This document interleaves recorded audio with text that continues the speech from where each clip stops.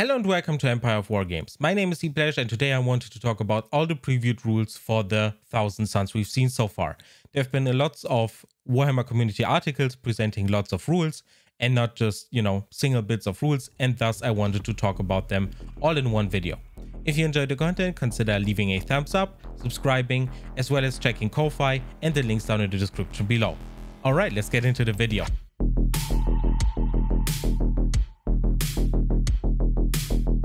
So first up, before we go into the rules, as far as I can tell, everything seems to have the same vibe as the Death Guard rules. It seems very, very similar, despite both armies being very different. Thousand Suns and Death Guard really have strong differences between them, but the general rules are kind of similar. If you want to know what I'm talking about, let's go over the first rule. The first rule is mere servants. You cannot include more Thousand Suns cultist units than you do Rubric Marines or Scarab Occult Terminator units in each Thousand Suns detachment in your army.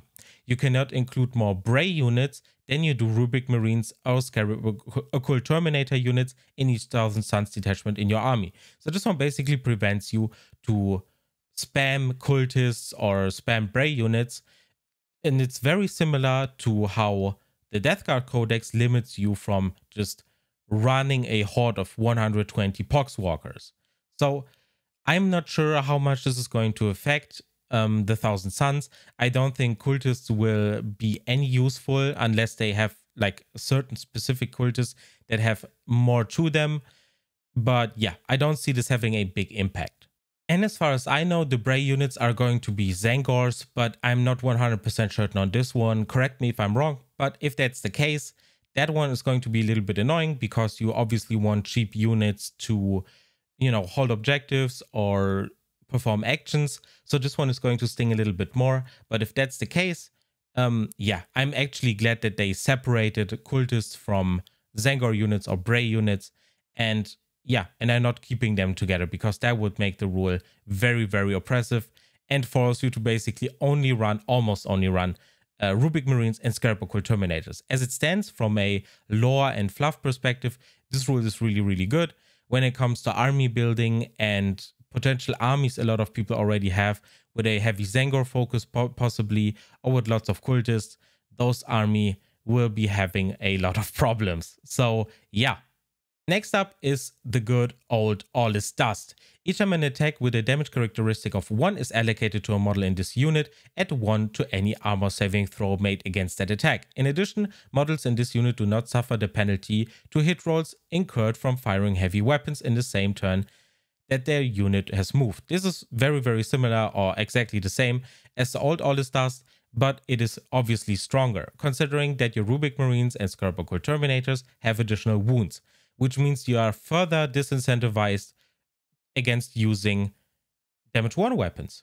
You are actually forced to more or less use damage 2 or ideally damage 3 weapons to wipe out Occult Terminators and Rubric Marines. So if you are running bog standard Space Marines, for example, it is probably better to have a higher range of fire or higher volume of fire than to have a little bit more but stronger shots that are damage 1. So this one, all in all, really good, really useful, always was useful, always will be useful, despite every army getting a lot more damage to weapons. So this one is a little bit less strong than you would probably assess at first. But yeah, there are just a lot more damage to weapons going around. But all in all, still useful. Lots of troops have damage 1 weapons. Lots of troops will stay at damage 1. And that's why this rule is really, really good. The heavy weapon rule, also always useful. You are going to have Soul Reaper cannons and so on, and they are going to fire at Ballistic Skill 3. Great. Next up, we have Arcane Automata, which basically says each time a morale test is taken for this unit, it is automatically passed. This is a rule that I wish Necrons would have, but that's another story. Great. Yeah, Thousand Suns are not known as a horde army by any means, so this one is also not as strong as you would think at first. This one would be insane in other armies, but it is still useful if you lose like 5 Rubric Marines out of a squad of 10. Just not having to roll on morale is just very, very useful in that case. Good rule all in all. I wish other armies that had access to that rule, but it is what it is. Lastly, we have the Prosperin Khopesh, which is the melee weapon the Scarab Occult Terminators have access to, and it is strength +1, AP -3, damage 2. And here is the damage 2 I've been talking about. Great weapon. All in all, they are going to go up to strength 5, AP -3, damage 2. This one is going to rip through Rubric Marines, but also through Intercessors. Intercessors are going to have to save on a 6, and if they don't, they are instantly dead. Very, very useful.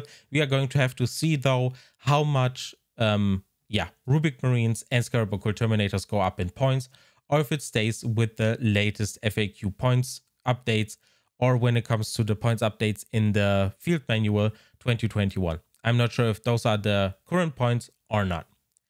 Then we have the Soul Reaper Cannon, which I've been talking about. It is a heavy 5 weapon with 24 inches of range, so it has gotten an additional shot, and it is strength 6, AP -3, damage 1.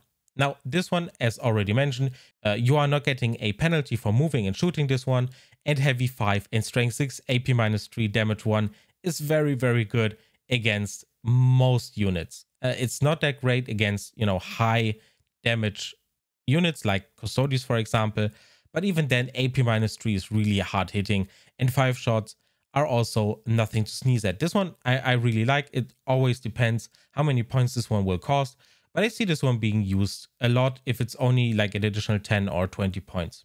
All right, next up we have the stratagems. The first one we see is Unwavering Phalanx. This one enables a Rubric Marine unit or a Scarab Occult Terminator unit to subtract 1 damage to their unit to a minimum of 1. If that unit contains 5 or fewer models, the stratagem costs 1 CP, otherwise it costs a whopping 3 CP. So if you have a huge unit of Rubric Marines or Scarab Occult Terminators, this one is going to be costly. But for a smaller unit, and when you spend only 1 CP and want to keep a unit that is on an objective alive, this one is going to shine. And I see this one being an evergreen and used in almost every game at least once. But I don't see this being used on bigger units because 3 CP is just insane unless you have like some kind of idea or tactic behind it. But 3 CP is very, very costly for 10 Rubric Marines, for example. Next up, we have Wrath of the Wronged, which basically enables a Arcana status infantry unit that is selected to shoot or fight to add an additional 1 to the attack's wound roll. This one is very similar to the Death Guard stratagem as well. It is useful. 2 CP is not that cheap, so you want to use this one on a big unit.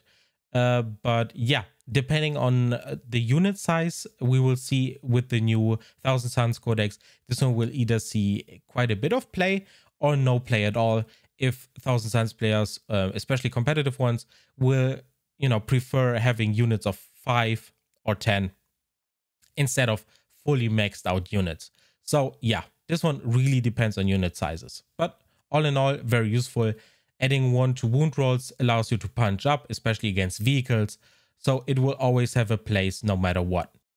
All right, if you want to improve your range prowess instead of your melee prowess, you could include an Infernal Master. Those are able to form pacts, and these pacts are new rules the Thousand Suns have access to in their new codex. One of them is the Malefic Maelstrom, and this one does the following. If this pact is successful, select 1 friendly Thousand Suns unit within 24 inches of and visible to this Infernal Master. Until the start of your next command phase, each time a model in this unit makes a ranged attack, add 1 to the strength characteristic of that attack, which basically means that your Inferno Bolters are going to have strength 5, AP -2 and damage 1 if nothing changes, which is really, really good, and it's going to kill most things. So what does the Warhammer article says? With a boosted strength of 5 and a bonus to wound, you are even emulating Space Marines on a 2+, while toughness 5 orcs are going to be barbecued good and proper. So this one is obviously referring to Malefic Maelstrom and Wrath of the Wronged combined. It's going to be very, very strong, but also consider a lot of setup and opportunity cost of 2 CP. All in all, the rules I'm seeing so far are very, very good. The weapon changes, all is dust, especially Arcane Automata, depending on the unit sizes, is going to be very, very good. What I noticed is that, some of the stratagems and some of the rules are similar to the Death Guard, and a lot is very dependent on unit sizes of the Thousand Suns. So we'll have to wait and see how that pans out. All right, let's lastly take a look at the psychic powers that were previewed a couple of days ago for the Thousand Suns. These are cult specific, so you're going to have to be in the specific cult to have access to this psychic power.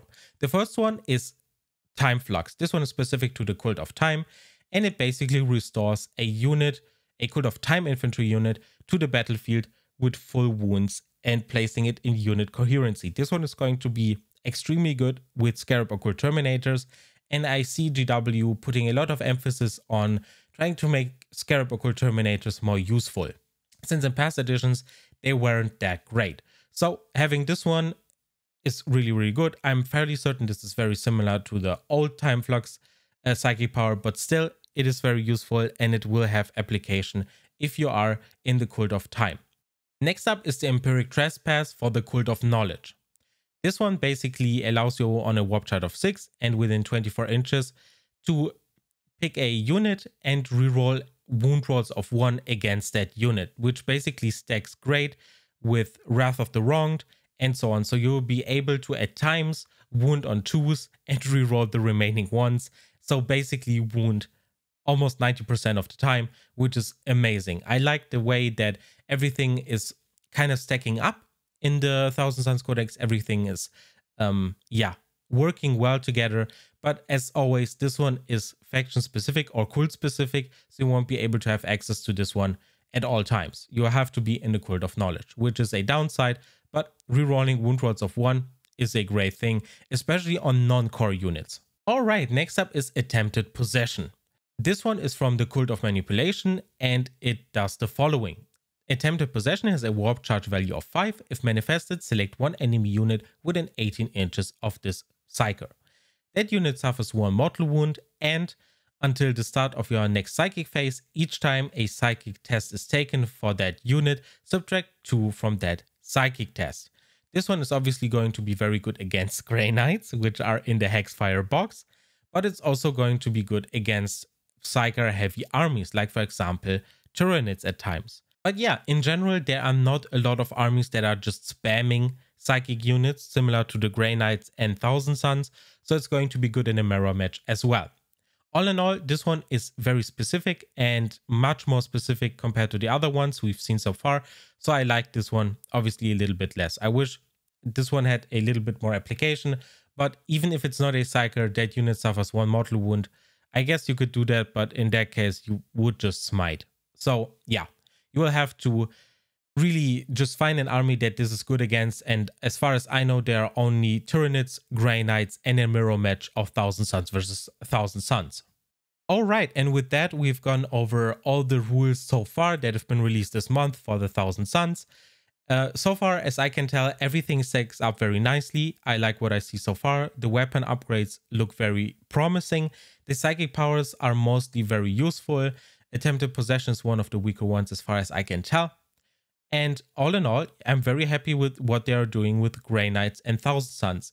We'll have to really wait and see how strong they are going to be, because as far as I can tell, there is nothing game breaking so far, which I really like to see.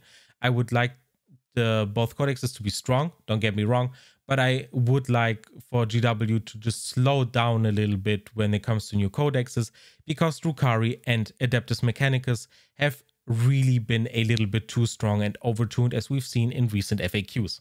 So all in all, I like what I'm seeing for the Thousand Suns, and I hope they are going to continue previewing rules until we get the codex, at which point I will be able to make more concrete assessments and give you more information about the army. All right, thank you for watching. Click all the buttons below the video and have a great day. Bye bye.